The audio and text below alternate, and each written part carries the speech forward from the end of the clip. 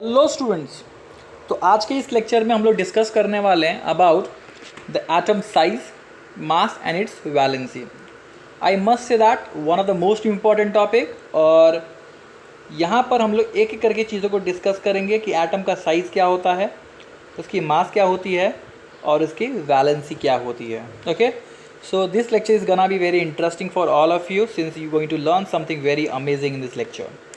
So my dear student, आपने अगर पढ़ा है नहीं पढ़ा है एटम्स के बारे में मुझे कोई आइडिया नहीं है, लेकिन मैं यही सोचूंगा कि आपको एटम्स के बारे में ज़ीरो नॉलेज है, सो दैट मैं आपको जो नॉलेज दूंगा वो ज़्यादा इलेबोरेटेड फॉर्मेट में होगा और आपके अंडरस्टैंडिंग के लिए वो ज़्यादा आसान होगा।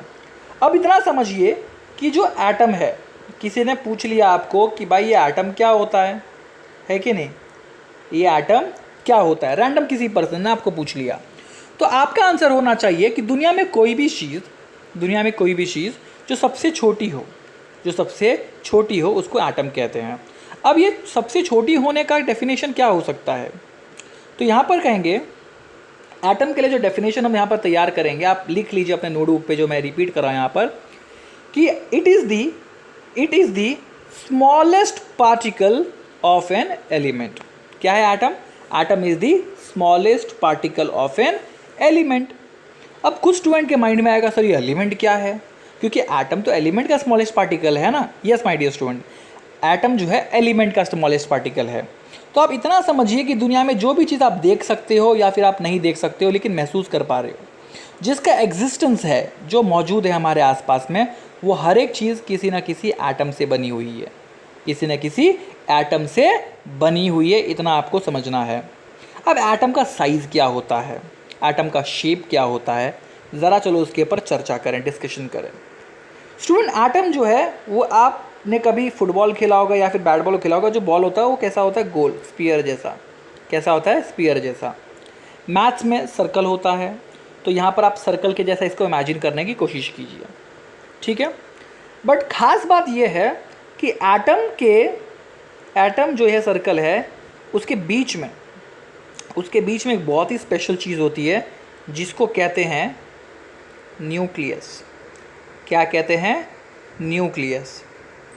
अब एटम का जो मास होता है, मास का मतलब है वज़न। मास का मतलब क्या है? यहाँ पर वज़न के बारे में बात हो रही है। एटम का जो वज़न है स्टूडेंट, ये पूरा का पूरा न्यूक्लियस के अंदर होता है। किसके अंदर होता है? न्यूक्लियस के अंदर होता है। तो यहाँ पर आप क्या कहोगे मास के बारे में? देखो, the mass of an atom is concentrated inside the nucleus of an atom. क्या कहा मैंने? The mass of an atom is concentrated inside the nucleus of an atom. Sir ये न्यूक्लियस तो समझ में आया, लेकिन न्यूक्लियस के बाहर ये गोल गोल क्या है? स्टूडेंट, जो बाहर गोल गोल है, इसके अंदर इलेक्ट्रॉन गोल गोल घूमते हैं। कौन गोल गोल घूमते हैं? इलेक्ट्रॉन गोल गोल घूमते हैं। थोड़ा समझ में, आपको इमेजिन करवा रहा हूँ तो आप भी इमेजिन कीजिए प्रॉपर तरीके से कि एक सर्कल है जो इलेक्ट्रॉन के घूमने के लिए बनाया गया है, और उसके अंदर एक सर्कल है एकदम बीचों बीच, जिसको हम क्या कहते हैं? न्यूक्लियस। न्यूक्लियस के अंदर खास बात मैंने सबसे पहले ये बताई कि इस पूरे एटम का जो मास होता है वो कहाँ पर है? उस न्यूक्लियस के अंदर है। तो सर इलेक्ट्रॉन का मास कहाँ गया? स्टूडेंट, इलेक्ट्रॉन का कोई मास नहीं होता है। इलेक्ट्रॉन एक एनर्जी है। क्या है? एनर्जी है, और एनर्जी का कोई मास नहीं होता है। आपको एग्जाम्पल के रूप में बताता हूँ। सूरज की रोशनी, सनलाइट, क्या आप बता सकते हो सनलाइट का वज़न क्या है, वेट क्या है? Definitely not. आपके घर में आप लाइट चालू करो, आपका घर पूरा का पूरा उजाला हो गया, क्या आप उस लाइट का वज़न कर सकते हो? ये can not measure a weight of a energy. और इसी के लिए इलेक्ट्रॉन का कोई वेट नहीं है, लेकिन इस पूरे एटम का वेट कहाँ पर है? न्यूक्लियस के अंदर कॉन्सेंट्रेट किया है। तो जैसे मैंने बताया, इलेक्ट्रॉन कहाँ घूम रहा है? इस बाहर वाले गोले में। इस बाहर वाले गोले को स्टूडेंट कहते हैं शेल। क्या कहते हैं? शेल। किसका शेल है ये? सर एटम का शेल है, जिसको बोलेंगे एटॉमिक शेल। क्या बोलेंगे? Atomic shell. और ये सब नोट्स बनाते जाओ, हाँ, नोटबुक पेन लेकर बैठो। ऐसा नहीं करके क्या डायग्राम देख रही हो इमेजिन करो, ये सिर्फ इमेजिनेशन से काम नहीं चलेगा। पैरेलली आप लिखते जाओ, पैरेलली आप लिखते जाओ। तो बाहर वाले जो राउंड है उसको क्या कहते हैं, शेल, या फिर उसको ऑर्बिट भी कहते हैं। क्या कहते हैं, ऑर्बिट भी कहते हैं। अब शेल कैसे ड्रॉ करते हैं, ऑर्बिट कैसे ड्रॉ करते हैं, इसके लिए मेरा एक दूसरा लेक्चर का वीडियो है जहाँ पर मैंने इलेक्ट्रॉनिक कॉन्फ़िगरेशन और वैलेंसी बहुत ही डिटेल में एक्सप्लेन की है। आप उस लेक्चर को डेफिनेटली देखो, आपको ये शेल ऑर्बिट के बारे में और आइडिया आ जाएगा। ठीक है, चलो न्यूक्लियस पे वापस आते हैं स्टूडेंट। न्यूक्लियस का एक चार्ज होता है और इलेक्ट्रॉन का भी एक चार्ज होता है। आई रिपीट अगेन, न्यूक्लियस का एक चार्ज होता है और इलेक्ट्रॉन का भी एक चार्ज होता है। सर कौन सा चार्ज होता है? तो स्टूडेंट न्यूक्लियस के पास होता है पॉजिटिव चार्ज। कौन सा चार्ज? Positive charge. और इलेक्ट्रॉन के पास होता है नेगेटिव चार्ज। कौन सा चार्ज? Negative charge. तो यहाँ पर मैंने आपको एटम के बारे में थोड़ा सा बताया, थोड़ा आइडिया दिया आपको। चलो आप इसको टेक्स्ट बुक में वापस लेके आ जाते हैं, टेक्स्ट बुक पे आ जाते हैं हम लोग वापस से घूम फिर के। सो स्टूडेंट, यहाँ पर आपको मैंने बताया एटम का मास कहाँ पर कॉन्सेंट्रेटेड होता है। चलो एटम के साइज़ के बारे में थोड़ा सा आइडिया आपको वापस लेता हूँ। तो जैसे ये एटम है, अभी आपको एक्सप्लेन किया एटम कैसा है, तो गोल सर्कल जैसा है, स्फीयर जैसा है। अब दिखने में तो सर ये सर्कल जैसा लग रहा है, इमेजिन कीजिए ये सर्कल है, एटम एक सर्कल जैसा है। स्टूडेंट हर सर्कल के पास क्या होता है? सर एक सेंटर होता है। यस, है ना, मैथ्स में पढ़ते हैं ना, सर्कल के पास क्या होता है? सेंटर होता है। और जिसे नहीं पढ़ा है, जिसको नहीं मालूम है, वो समझ लो आज कि हर सर्कल के पास एक सेंटर होता है। वो सेंटर से एक लाइन निकलती है और इस बाहर वाले लाइन को टच करती है। ठीक है, ये डिस्टेंस को कहते हैं रेडियस। क्या कहते हैं बच्चों? रेडियस। तो आपको अगर रेडियस दे दिया जाएगा ना, तो आप राउंडर को यूज़ करके सर्कल ड्रॉ कर सकती हो। ये एक बहुत ही सिंपल मैथमेटिक्स है। ठीक है, तो रेडियस से हमको क्या मालूम पड़ता है? Distance between centre of the circle and the outer most circumference. ये दोनों का डिस्टेंस हमको मालूम पड़ता है रेडियस से। तो ये जो रेडियस है, किसका रेडियस है? तो सर ये रेडियस एटम का है। किसका है? एटम का है। किसका है बच्चों? एटम का है।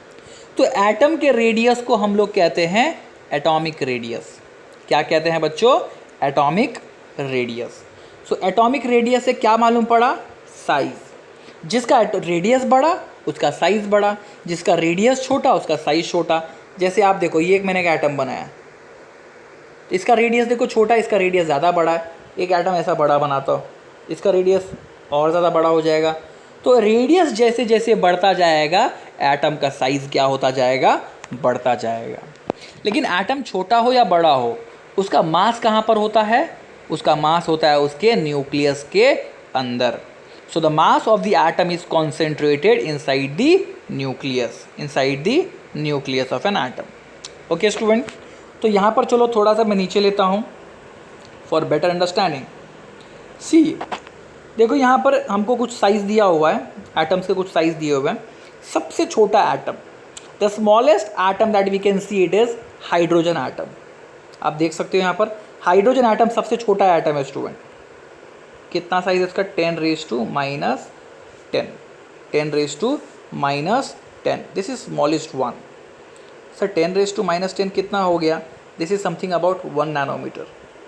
This is something about 1 nanometre. Very very very small my dear student, very small. Okay, ये देखो, यहाँ पर आप एक इमेज देख पा रहे हो। Can you see this image? एक इमेज देख रहे हो आप। यहाँ पर ये छोटे छोटे गोल गोल जो डॉट्स पॉइंट्स देख रहे हो ना, ये छोटे छोटे पॉइंट जो है बेसिकली ये एटम्स है। इलेक्ट्रॉनिक माइक्रोस्कोप में लिया हुआ इमेज है। ठीक है, लेट्स गो अहेड। सी यहाँ पर एटम के बारे में कुछ लिखा है इन लोगों ने। इन्होंने कहा है atoms are very tiny. Modern instruments like electron microscope, field ion microscope, scanning tunnelling microscope and large images of the atom. तो देखो यहाँ पर ऊपर जो है ये कौन से माइक्रोस्कोप से लिया है? Field ion microscope. कौन से माइक्रोस्कोप से? Field ion microscope. तो टोटल कितने माइक्रोस्कोप के बारे में यहाँ पर बताया? देखो आप यहाँ पर खुद पढ़ लो। दिया है पहले, सबसे पहले इलेक्ट्रॉन माइक्रोस्कोप 1 हो गया। दूसरा बोला है फील्ड आयन माइक्रोस्कोप 2 हो गया। तीसरा बोला है scanning tunnel microscope, 3। So there are 3 different microscope जिसको यूज़ करके हम एटम्स को देख सकते हैं। So student, look at the image of an atom figure 4.2 obtain with a field ion microscope. तो इस इमेज को देखकर आप इमेजिन कर सकते हो कि फील्ड माइक्रोस्कोप में एटम किस प्रकार दिखाई देता है, कैसा दिखता है एटम बेसिकली, उसकी एनर्जी कैसे दिखाई देती है। ओके, जितना सिंपली हम लोग ड्रॉ करते हैं एक्चुअली उतना सिंपल होता नहीं, थोड़ा कॉम्प्लेक्सिटी तो होता ही है। Fine. See student, the mass of an atom, तो मास ऑफ एन एटम के बारे में भी जस्ट मैंने बताया, वही पूरा का पूरा, ये देखो 10 लाइन का इन लोगों ने पैराग्राफ यहाँ पर बना के रखा है। हमारे इंसान, like when you talk about human beings और when you talk about any living thing that you see all around, तो उसके शरीर के हर एक हिस्से में एक कोई ना कोई वज़न होता है। जैसे आपका ब्लड, आपके बॉडी से अगर पूरा ब्लड निकाल दिया जाएगा तो लगभग 5 से 6 किलो आपका बॉडी का वेट कम हो जाएगा। फ्लैश निकाल देंगे तो अराउंड नहीं करके इन एवरेज 25% वेट आपका कम हो जाएगा। बोन्स निकाल देंगे तो लगभग 50% वेट आपका बोन्स में होता है। तो यहाँ पर ये सब जो हमारे बॉडी में अलग अलग ऑर्गन्स है, ऑर्गेनल्स है, ये सबका कोई ना कोई वेट है। इवन सेल का भी एक वेट है, मास है। लेकिन एटम के केस में ऐसा नहीं है। एटम्स के पास तो मतलब न्यूक्लियस है, एटम्स के पास इलेक्ट्रॉन्स है, एटम्स के पास शेल है, लेकिन एटम का पूरा मास कहाँ पर होता है? यस, कम ऑन, मैंने अभी जस्ट आपको बताया, उसके न्यूक्लियस के अंदर। So the mass of the atom is concentrated inside the nucleus and this is what you have to remember my dear student. आपको ये बात याद रखनी है, ठीक है। देखो फर्स्ट लाइन में लिखा है इन लोगों ने, the mass of an atom is concentrated in its nucleus and it is due to the proton neutron in it. अब ये प्रोटॉन न्यूट्रॉन बहुत लोगों को नहीं मालूम हो, कोई बात नहीं, मैं हूँ ना, मैं हूँ तो आपको टेंशन लेने की ज़रूरत नहीं है। चलो इसको एक्सप्लेन करता हूँ मैं, प्रोटॉन न्यूट्रॉन का क्या फंडा है यहाँ पर। तो जैसे ये एक एटम है, ये एक एटम है और ये बीच में न्यूक्लियस है। तो न्यूक्लियस के जो अंदर है, न्यूक्लियस के अंदर बेसिकली क्या होता है स्टूडेंट? एक प्रोटॉन होता है और दूसरा न्यूट्रॉन होता है। 2 लोग रहते हैं। ये कौन है पूरा का पूरा? सर ये है न्यूक्लियस, ये है न्यूक्लियस, ठीक है। फिर कौन है? एन से आता है स्टूडेंट न्यूट्रॉन। कौन है ये? Neutron, NEUTRON, neutron. और ये है बेसिकली स्टूडेंट प्रोटॉन। कौन है? प्रोटॉन। तो न्यूक्लियस के अंदर 2 लोग रहते हैं, कौन कौन? Neutron and proton, proton and neutron, 2 लोग रहते हैं न्यूक्लियस के अंदर। प्रोटॉन के पास होता है पॉजिटिव चार्ज। कौन सा charge? Positive charge. Proton carries positive charge. But जो न्यूट्रॉन है ना, न्यूट्रॉन के पास होता है नेगेटिव चार्ज। नहीं, ऐसा नहीं है स्टूडेंट, याद रखो इस बात को, ये गलती करते हैं बहुत सारे बच्चे। न्यूट्रॉन के पास कोई भी चार्ज नहीं होता है, लाइक न्यूट्रल होता है वो, there is no charge present in neutron. तो सर नेगेटिव चार्ज किसको होता है? अरे हमने थोड़ी देर पहले बात की थी ना, इलेक्ट्रॉन्स होते हैं यहाँ पर, गोल गोल रानी करते रहते हैं, कितना कितना पानी करते रहते हैं। तो ये जो इलेक्ट्रॉन्स है ना, इनके पास होते हैं नेगेटिव चार्ज। कौन से charge? Negative charge. So remember this thing now, proton और neutron together form nucleus. Proton और न्यूट्रॉन साथ में क्या बना रहे हैं? हमारे लिए न्यूक्लियस बना रहे हैं, जिसमें प्रोटॉन के पास पॉजिटिव चार्ज है, न्यूट्रॉन के पास कोई चार्ज ही नहीं है। न्यूट्रॉन के पास कोई चार्ज ही नहीं है। और इलेक्ट्रॉन के पास कौन सा चार्ज है? Negative charge. कौन सा चार्ज बच्चों? Negative charge. Remember this now, let's go ahead. So here if you look at your text book, ये आपकी महाराष्ट्र बोर्ड की टेक्स्ट बुक है जिसे मैं आपको पढ़ा रहा हूँ। तो आप अपने टेक्स्ट बुक पर ध्यान दोगे, उसके कंटेंट पर ध्यान देखो। देखो क्या लिखा हुआ है। पहले लाइन में तो डेफिनेशन दे दिया आपको, the mass of an atom concentrated in its nucleus. लेकिन किसके वजह से? It is due to the proton and neutron in it, क्योंकि न्यूक्लियस के अंदर प्रोटॉन और न्यूट्रॉन होते हैं। अब देखो बहुत इंटरेस्टिंग चीज़ आ रही है। The total number of proton and neutron in the atomic nucleus is called the atomic mass number. Sir proton और न्यूट्रॉन से कैसे मास मालूम पड़ता है? क्या हम उसको वेट कर सकते हैं? क्या हम वेट तो कर पाते हैं? बिल्कुल नहीं। कैसे मालूम पड़ता है मैं आपको बताता हूँ। जैसे फॉर एग्जाम्पल किसी का मास है 10, किसी का मास है 10, so there is a possibility कि उसके पास 5 न्यूट्रॉन होंगे और 5 प्रोटॉन होंगे। मैं ये नहीं कह रहा हूँ कि ऐसा ही होगा, बट पॉसिबिलिटी है। तो 5 + 5 क्या हो गया? 10। तो एटम का मास 10 हो गया। चलो एक दूसरा हिंट देता हूँ आपको। लेट्स से एक एटम है, उसके पास 3 प्रोटॉन है और 5 न्यूट्रॉन है। उसके न्यूक्लियस के अंदर 3 प्रोटॉन है और 5 न्यूट्रॉन है। बताइए उसका मास कितना होगा? तो सर आप बोलोगे 8। Yes, correct my dear student, उसका मास होगा 8। तो बेसिकली मास जो है वो कुछ और नहीं है, टोटल नंबर ऑफ प्रोटॉन या न्यूट्रॉन। तो जितने न्यूट्रॉन और प्रोटॉन उसके न्यूक्लियस के अंदर है उन दोनों को ऐड कर देंगे, उनके नंबर को अगर हम ऐड कर देंगे तो हमको क्या मिल जाएगा? एटॉमिक मास नंबर हमको मिल जाएगा। तो कोई आपको पूछ लेगा भाई एटॉमिक मास नंबर क्या होता है? ठीक है, मास पूछना और एटॉमिक मास पूछना, नंबर पूछना अलग अलग बातें हैं। एटॉमिक मास नंबर का मतलब क्या है? तो total number of proton and neutron in the atomic nucleus. ठीक है student, proton and neutron are together called nucleons. क्या कहते हैं उनको? न्यूक्लियॉन्स कहते हैं।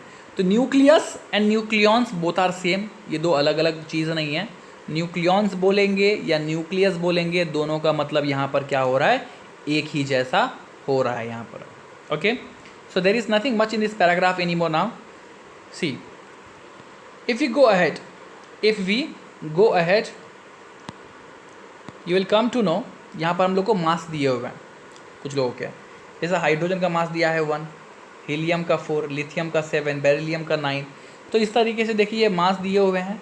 और स्टूडेंट मैं आपको सजेस्ट करूँगा ये टेबल अपने नोटबुक पर ड्रॉ कीजिए और ये सबके मास याद कर लीजिए, क्योंकि ये वो नंबर्स है जो आपको आगे काम आएंगे आपके क्वेश्चन सॉल्व करने के टाइम पर।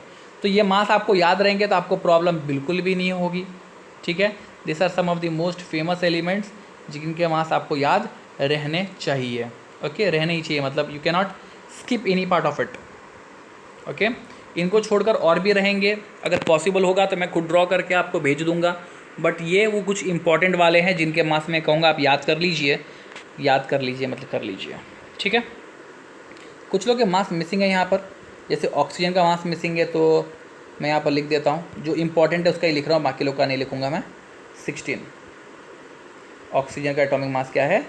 1616। ठीक है, फाइन। और एक और जन का मास जो थोड़ा इंपॉर्टेंट मेरे को लगता है होना चाहिए था यहाँ पर, बट हाँ, सोडियम का मास है बेसिकली 23।